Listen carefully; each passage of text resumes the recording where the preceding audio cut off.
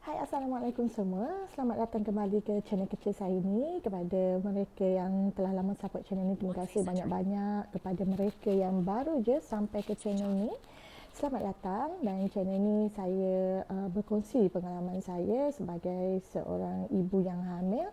Dan insyaAllah sebagai ibu yang mempunyai anak, saya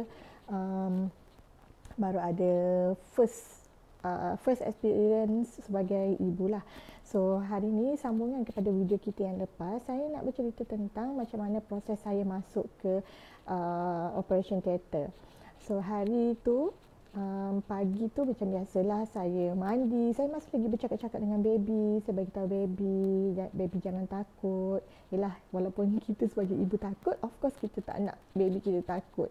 Dan saya percaya baby boleh dengar benda tu. Sebab memang selalu pun orang kata baby boleh dengar kan. So saya kata insyaAllah sekejap lagi kita akan jumpa. Dan saya pun gunakanlah mandian yang antiseptik yang nurse dan doktor suruh saya guna tu. Tapi saya tak adalah pakai setengah botol tu, sebab saya letak sikit pun benda tu dah banyak rasanya. So saya pun menunggulah dengan penuh debaran. Oh ya, malam sebelum tu dia orang dah pasangkan saya selang tu yang dekat tangan ni. So dia orang cakap pagi tu dia orang akan masukkan drip kepada saya lah.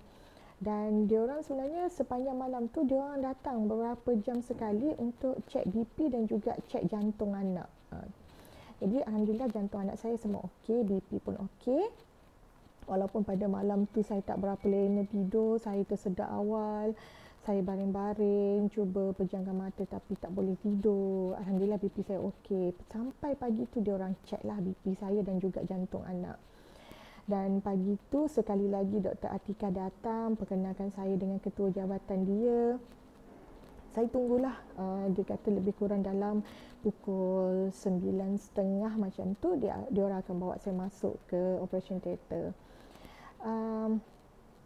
Bila dalam pukul, of course kita berdebar kan, pukul 8 lebih tu saya dah cerita yang pakar kanak-kanak dah jumpa saya. And then saya pun lepas pakar kanak-kanak pergi, saya pun persiapkanlah mental dan fizikal saya untuk mengalami pembedahan. Ini adalah pembedahan pertama dalam hidup saya. Even berkenaan dengan mata pun saya tak pernah operate sebelum ni. Jadi no wonder lah saya takut kan. So dalam pukul 9 lebih tu saya dengar ramai-ramai orang datang. Saya dengar troli ditolak. So mungkin dia orang ni datang nak ambil saya lah kot. Dan salah seorang nurse tu cakap lah, puan, kita nak pindahkan puan ke atas troli ni. Sebelum tu saya dah siapkanlah semua barang-barang saya, sebab barang-barang kita ni akan disimpan di dalam store. Macam kat PPUM dia ada tempat penyimpanan beg. Dia akan simpan barang kita kat situ, kemudian lepas operate nanti kita akan dimasukkan ke ward yang lain. Okey. So saya tinggal je lah barang-barang dekat katil tu, katanya nurse akan uruskanlah barang-barang tu. Bila diorang minta saya berpindah ke atas troli tersebut, so saya pindah di atas troli, tukar baju bilik OT tu. Sebenarnya saya pakai tudung. Bila saya pakai tudung tu, saya sebenarnya lupa yang dalam bilik OT tak boleh ada besi-besi. So saya pakai tudung tu, dia ada kerongsang. Jadi dia bagi tahu saya lah, lepas saya dah baring tu mungkin baru dia orang perasan. Dia orang kata, puan, tudung ni nanti saya akan bagi kepada waris yang menunggu, sebab puan pakai tudung ni dia ada pin, dia ada kerongsang. So benda ni tak boleh masuk dalam bilik OT. Dia cakap tak boleh dipakai sewaktu pembedahan. So kita akan pakaikan puan topi lah, dia cakap. Macam saya tak pastilah topi tu bentuk macam ni, tapi topi tu dia ada getah macam ni. Saya imagine benda tu macam cap yang untuk kita mandi tu lah.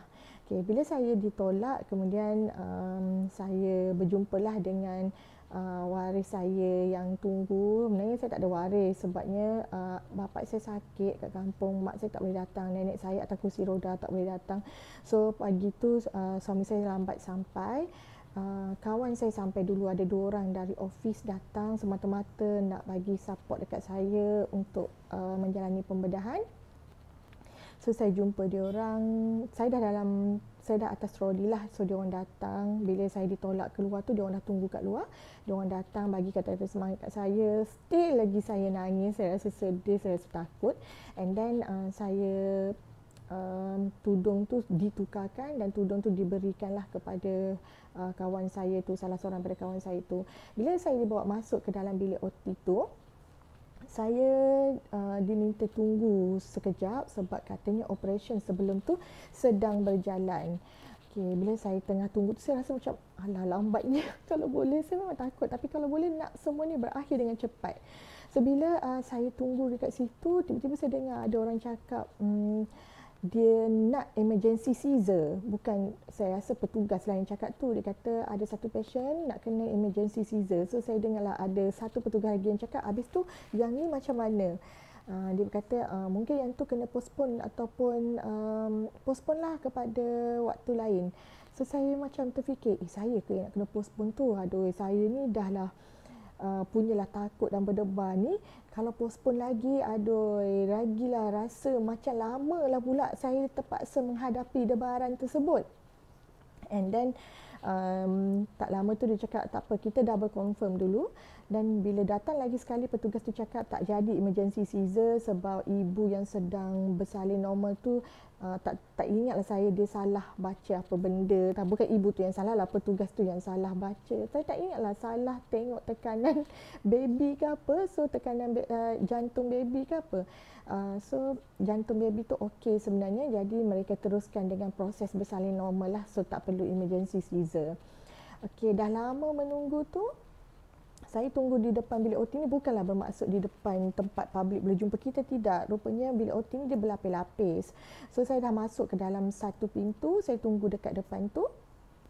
And then Dr. Atika datang bagi tahu yang dia ada, dia akan jumpa saya dalam bilik pembedahan nanti.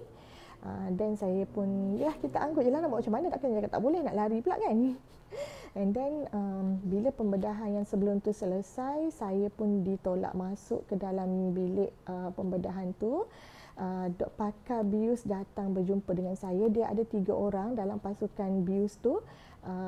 Yang saya rasa yang berkomunikasi dengan saya tu ketua bius hari tersebut lah, seorang doktor lelaki Chinese. So dia pindahkan saya ke satu katil. Rupanya dalam bilik OT ni dia tak ada nak suruh kita jalan-jalan dah. Dia kalau nak pindahkan kita, dia akan letak troli tu betul-betul dekat katil tu. Dan kita akan langkah sendiri ataupun dia orang akan angkat kita pergi ke katil tersebut. Tapi katil tu tak jauh lah, dia dah jadi rapat kan, sebelah-sebelah. Okey, so dia minta saya bangun, duduk. Bila saya dah duduk tu, dia cakap dia nak buat scan dulu sebab dia nak tengok tulang belakang saya sebelum dia orang buat injection tersebut. So saya duduk, dia orang lapikkan kaki saya dengan kerusi, ada macam bangku macam tu lah. And then dia bagi saya satu bantal yang dia letak atas riba saya dan saya kena peluk bantal tu dan saya kena tunduk macam tu. Sewaktu scan tu saya dengar lah, bila dia scan tu macam kita scan mengandung lah kot, sebab dia ada gel, lepas tu dia ada alat lah untuk scan belakang kita. Saya dengar lah perbincangan antara Dr. Bius tu. Dia kata saya punya tulang belakang tu rapat, tapi antara L5 dan L6 tak silap saya ada ruang, dia cakap. Okey, yang kat situ ada ruang. So tak ada masalah, bius boleh disuntik, dia cakap. So bila mereka bertiga dah berpuas hati dengan keadaan tulang belakang saya, so dia beritahu saya lah, okey puan, sekarang ni kita nak puan masih kata doktor, tak silap saya masa scan tu saya pegang bantal ke tak, saya tak ingat sangat lah. Tapi masa nak suntik tu memang kena pegang bantal tu dan kita memang kena tunduk. Dia kata kekal dalam posisi tersebut. Mungkin suntikan ni sakit sedikit, mungkin akan rasa, dia cakap. So kita nak buat suntikan kali pertama. Okey, bila dia suntik kali pertama tu saya dah bismillahirrahmanirrahim. Macam mana rasa sakitnya, saya takut sebab saya memang selalu dengar orang kata suntik bius ni memang sakit. Okey. So bila dia suntik tu, alhamdulillah saya tak rasa benda tu sakit? Bukanlah tak rasa langsung. Saya rasa ada suntikan yang dibuat di belakang saya. Tapi suntikan seperti suntikan-suntikan biasalah yang saya pernah rasa sebelum ni. Tidaklah kata terlalu sakit, tidak. Okey. Kemudian habis suntikan pertama tu dia biarkan dalam beberapa saat ke minit, saya tak ingat, tapi benda tu tak lama lah jarak daripada suntikan pertama dengan suntikan kedua. Saya bercerita ni kepada mereka yang nak dengar lah perkongsian saya. Kalau ibu-ibu yang dah pernah mengalami ni, of course tak dengar cerita saya pun you all memang dah tahu kan. Okey, untuk suntikan kedua tu dia beritahu saya lah, okey puan, sekarang kita akan buat suntikan kedua, minta kekal dalam posisi yang sama. So saya kekal dalam posisi yang sama. Saya pun takut juga, tadi yang pertama tak rasa sakit, saya takut yang kedua ni rasa sakit lah. Lepas tu alhamdulillah, suntikan yang kedua tu alhamdulillah saya tak rasa pun sakitnya. Cuma doktor, kau tak silap saya, pakar bius yang jumpa saya malam sebelum tu tak ada waktu bius tu berlaku. Saya rasa orang yang berbeza, cuma mungkin wakil daripada pakar bius lah datang bagi taklimat kat kita. Sebabnya ialah pakar bius, mana-mana pakar bius pun akan menjalankan operasi SOP yang sama kan kepada pasien dia. Jadi untuk suntikan kedua tu alhamdulillah saya still tak rasa sakit. Saya rasa injection biasa je. Mungkin tahap kesakitan ni berbeza-beza antara individu. Jangan pula you all nanti bila masuk dalam OT, you all kena bius, you all rasa sakit, you kata saya menipu pula. Sebab mungkin tahap ketahanan tubuh seseorang ni berbeza-beza antara satu dengan yang lain. Okay. Dan bila dah habis bius tu, dia minta saya baring. Saya pindah semula ke troli tersebut lah. Okey, bila saya dah pindah balik semula tu, dia tolak saya ke satu tempat lagi dan saya dipindahkan juga di atas katil juga. Okey, so bila saya dah baring terlentang, masa itulah diorang cek lagi sekali BP, kemudian diorang buat suntikan, sebab yang drip tu di belah kiri, selang tu dah dipasang di sebelah kiri, yang belah kanan ni masa tu belum lagi, benda tu belum lagi. Okey, bila dah sampai ke katil tersebut, saya dah dibaringkan terlentang dan saya dah diselimutkan lah. Dan pakar bius dia letak something, dia letak macam besi bulat kalau tak silap saya. Dalam bilik tu sejuk. Besi tu diletak di bahu saya, memang sejuk gila lah kan. Kemudian dia tanya saya, okay, puan rasa tak besi ni sejuk? Saya kata, ya, saya rasa sejuk. Dia letak kat bahu kan. Okay, kemudian dia letak something dekat perut saya, dekat bahagian perut, bahagian bawah lah. Dia kata, puan rasa tak benda ni? Dia kata mungkin puan rasa saya letak, tapi puan rasa tak sejuk? Saya cakap, saya tak rasa. Okey, dia kata okey, bagus. Kemudian dia tarik sikit, benda tu naik ke atas, dia tanya saya lagi. Okey, sekarang puan rasa tak sejuk macam yang dekat bahu? Saya kata saya tak rasa. Kemudian dia test belah kiri, dia tarik ke atas lagi, dia kata rasa ke tak silap saya ada beberapa kali lah dia buat tarikan benda tu. Saya tak tahulah dia tarik ataupun dia letak benda yang baru tu, saya tak pastilah. Tapi dia tanya saya, setiap kali pergerakan tangan dia tu berubah, dia akan tanya saya rasa tak sejuk tu? Saya kata saya tak rasa. Kemudian dia naikkan ke atas, atas daripada pusat ni lah. Dia tanya saya, okey, sekarang puan rasa tak sejuk? Saya kata saya rasa. Okey, dia kata rasa, okey, nice, dia cakap. Okey, maknanya ubat saya pada pandangan, pada fikiran saya, ubat bius tu dah berjalan lah kot. So dia cakap dengan saya, puan, waktu pembedahan berlaku, puan akan rasa perut puan dicubit-cubit, itu normal. Akan rasa mungkin ditarik atau ditolak, itu normal. As long as puan tak rasa sakit. Kalau puan rasa sakit, puan bagi tahu, sebab kita akan sentiasa ada di sini standby untuk puan. Okey. So dia kata disebabkan puan dah tak rasa semua ni, dia kata kita akan mulakan pembedahan sekarang. Pakar bius yang cakap. Dan pakar bius ni dia ada 3. Seorang yang lelaki yang buat bius kepada saya tu, dia standby dekat betul-betul dekat kepala saya. ada lagi 2 orang standby dekat sebelah kiri saya ni lah.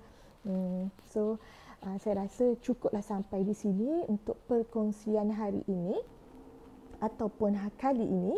Kita akan sambung lagi pada video yang akan datang. Kalau rasa benda ni bermanfaat, minta tolong share.